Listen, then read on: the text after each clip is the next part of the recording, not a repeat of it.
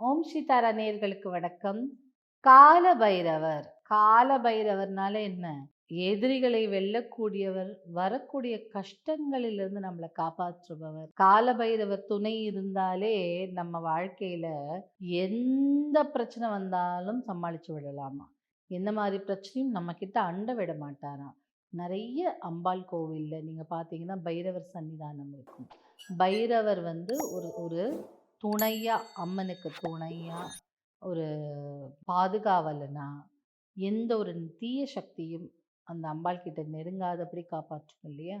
அப்படிப்பட்ட ஆற்றல் கொண்டவர் பைரவர். என்னதான் உங்களுக்கு யாராவது கெடுதல் செஞ்சு இருந்தாலும் பைரவரை நினைத்து நீங்க ஒரு 5 நிமிஷம் ப்ரேயர் பண்ணாலே உங்களுக்கு பைரவர் நிறைய விதமாக ஹெல்ப் பண்ணுவார் இல்லையா?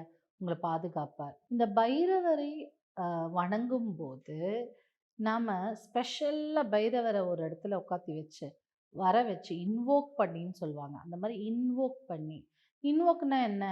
நாம் அந்த பைரவரை அதற்குள்ளே ஆக்கர்ஷித்து வர வைத்து அதுக்கு பூஜை பண்ணுறது. ஸோ பானலிங்கமே சூன்யத்தின் அடிப்படையில் இருக்கும். பானலிங்கம் சூன்யம்னா என்ன? 0. அப்போது 0வின் அடிப்படையில் இருக்கிறது தான் பானலிங்கம். எப்படி இருக்கு பாருங்க. இதில் ஸ்மோக்கி குவாட்ஸ் அப்படின்னு சொல்லக்கூடிய இது கிளியர் குவாட்ஸ்னா நம்ம ஸ்பட்டிக் அப்படி சொல்கிறாங்களே, ஸ்பட்டிகம் அந்த மாதிரி. அப்போ அதே மாதிரி இதில் கொஞ்சம் கிரே ஷேட் கலந்து வரும் இந்த குவாட்ஸ்லேயே.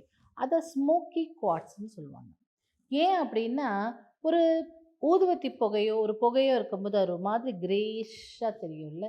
ஒரு நல்ல தூய்மையான வானத்தில் ஒரு லைட்டாக புகை இருந்தால் எப்படி இருக்கும்? ஒரு மாதிரி கிரே கலர். அந்த மாதிரி இதுவும் கொஞ்சம் இப்படி லைட்டாக கிரே கலரில் தெரியக்கூடியது தான். பானலிங்கத்தின் வடிவோடு இருக்கக்கூடிய ஸ்பட்டிக் லைட்டாக கிரே கலரில் இருக்கிறதுனால இது பேர். அதாவது ஒரு புகை இருக்குன்னா எப்படி இருக்கும்? ஒரு மாதிரி கிரே ஆஷியாக கிரேயாக இருக்கும்ல, ஒரு புகை மண்டலம் சொல்கிற மாதிரி. அந்த மாதிரி இருக்கக்கூடியது தான் இந்த ஸ்பட்டிக்கில் இருக்கும் பானலிங்கம். இதில் நம்ம கால பைரவரை இதை விபூதி வச்சுட்டு, அந்த விபூதியை நல்லா கொட்டி வச்சுட்டு அதுக்கு மேலே இப்படி வச்சுட்டு நீங்கள் பைரவரை இன்வோக் பண்ணி, பைரவரை ஆகர்ஷணம் பண்ணி, பைரவரை நோக்கி பூஜை செய்யும்போது பைரவர் நமக்கும் நம் குடும்பத்திற்கும் துணையாய் நிற்பார். இப்போ உங்களுக்கு வியாபாரத்தில் எதிரிகள் நிறைய இருக்கலாம். சொத்து பிரச்சனையில் எதிரிகள் நீங்கள் ஃபார்ம் பண்ணியிருக்கலாம். இல்லை கூட்டணியில் ஒரு சேர்ந்து செய்யும் வியாபாரத்தில் ஒரு பார்ட்னரோட உங்களுக்கு பிரச்சனை இருக்கலாம். இல்லை அக்கம் பக்கத்துக்காரர்கள் ஒன்றும் இல்லை, அன்றைக்கி கார் பார்க் பண்ணுறதுக்கு சண்டை வந்தது, உடனே எனக்கு இது பண்ணி வச்சுட்டாங்க அப்படின்லாம் சொல்லி நம்மளுக்கு சாதாரண விஷயத்துலேயே வெளியில் வர முடியாது அப்படி தடுக்கிறாங்கல்ல. அதெல்லாம் பைரவரே உக்ரத்தின் உச்சம் இல்லையா? அது மட்டும் அல்லாது இந்த பைரவர் உபாசனை செய்யும்போது நம்மளுடைய சக்ரா, லோவர் சக்ராஸ் எல்லாம் ரொம்ப ஆக்டிவேட்டடாக இருக்கும். அப்படி இருக்கும்போது நமக்கு ஒரு தைரியம், ஒரு துணை, தன்னம்பிக்கை எல்லாமுமே கிடைக்கும். ஸோ அது கிளியர் குவாட்ஸோட ஆற்றல், பைரவரோட ஆற்றல்.